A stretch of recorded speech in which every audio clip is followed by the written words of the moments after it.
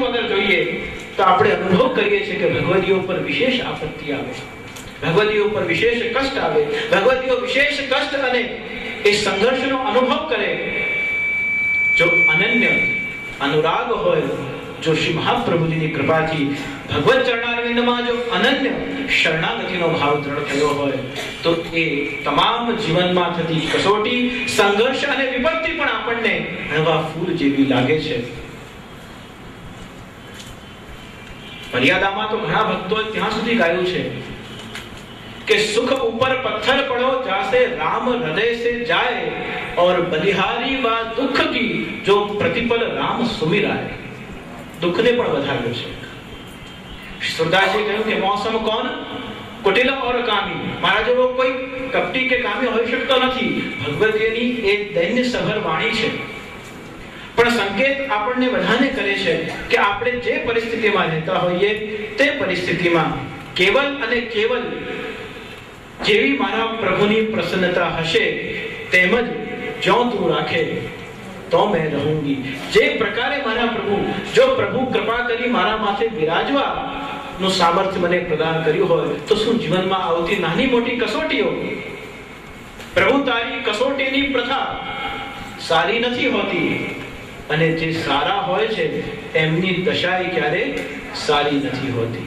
તો આ વખતે આપણે આ રીતે વિચાર થયો હશે, પ્રભુ આ રીતે આપને આ વખતે આ રીતે કૃપા કરવાનો ભાવ થયો હશે.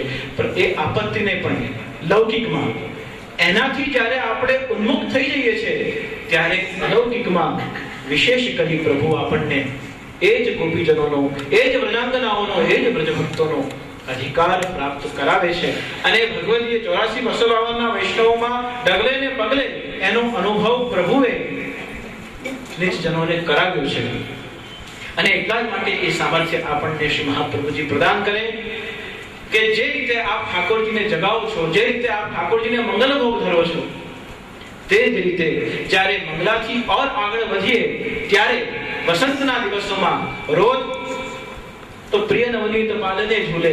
ક્યારેક વર્ણન આવે છે કે નંદ કો લાલ બ્રજપાલ, અલગ અલગ પ્રકારથી પલ્લાના પદો આવે, અલગ અલગ પ્રકારથી પલ્લાના ભાવ છે. ઉષ્ણકાલ હોય તો ચક્ષુષવા પ્રિય કો પલના, ચંદનનું પલ્લું એનું પદ ગવાય. નંદ મહોત્સવ હોય તો નંદ મહોત્સવના પલ્લાના પદ ગવાય. પણ જ્યારે આજે પલનામાં ઝૂલતા ઝૂલતા, મેં આપને પહેલા પણ કહ્યું હતું કે પુષ્ટિ ભક્તિ માર્ગમાં બે પ્રકારના ભાવોનું એક સાથે સમન્વય થાય છે. કિશોર લીલા અને બાલ લીલાનો બંનેનો ઉભય ભાવાત્મક સમન્વય અગર જો કોઈ જગ્યાએ થયો હોય તો આ પલનાના પદમાં ગરજો જશોદાજી કાના.